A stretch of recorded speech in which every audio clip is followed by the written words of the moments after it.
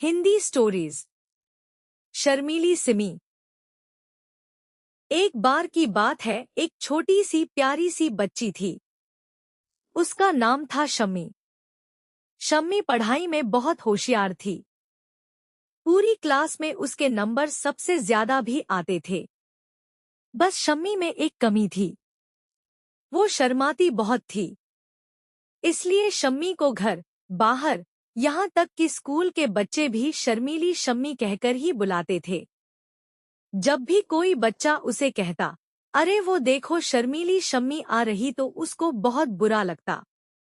लेकिन अपने शर्मीलेपन के कारण वो उनको कुछ भी नहीं कहती, उन्हें एक बार भी मना भी नहीं करती, बस अंदर ही अंदर गुस्सा होकर वहां से चली जाती। ऐसे ही एक दिन शम्मी के घर उसकी बुआ अपने बच्चों के साथ आई।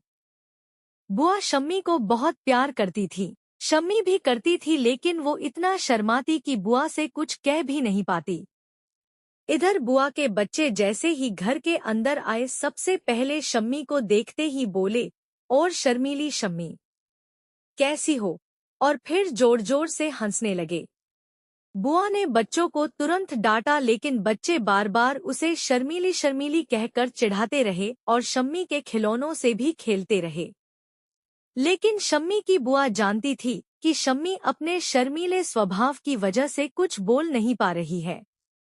बुआ शम्मी के लिए खूब सारे चॉकलेट्स और गिफ्ट भी लाई थी। उन्होंने शम्मी को अपने पास बुलाया और उससे कहा, शम्मी, ये लो, ये सब तुम्हारे लिए है। शम्मी शर्माती हुई कहती है, थैंक यू बुआ। शम्मी बुआ से सामान ले ही रही थी कि तभी बुआ के दोनों बच्चे आते हैं और शम्मी की चॉकलेट्स लेने लगते हैं। शम्मी उन्हें मना नहीं कर पाती, क्योंकि शम्मी को आ रही थी शर्म, और फिर इस तरह शम्मी की पूरी चॉकलेट वो बच्चे उसी के सामने खा लेते हैं। और ये सब देखकर शम्मी बिना कुछ बोले वहां से अंदर ही अंदर गुस्से से भरकर चली जाती है। फिर अपने कमरे में बैठकर चुपचाप रोने लगती है। उसको लगता है कि वो ऐसी क्यों है। वो क्यों किसी से खुलकर बात नहीं कर पाती, क्यों किसी को कुछ बोलने में उसे शर्म आती है। और ऐसा सोचते सोचते वो अकेले में खूब रोने लगती है। तभी वहां पर शम्मी की बुआ आती है।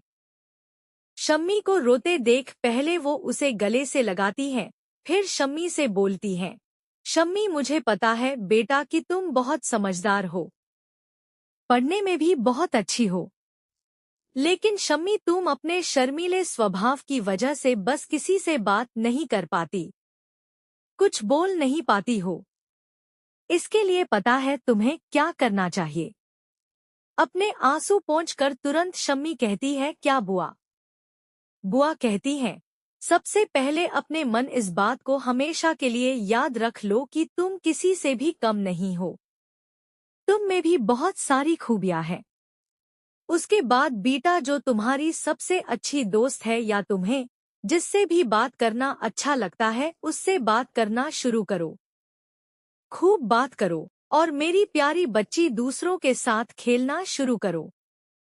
तुम जितना दूसरों से बात करोगी, उनकी बातें सुनोगी, तो धीरे धीरे तुम फिर शर्माना भी छोड़ दोगी। समझी मेरी प्यारी बेटी? शम्मी मुस्कुराते हुए बुआ से कहती है, हाँ बुआ, अब मैं अच्छे से समझ गई।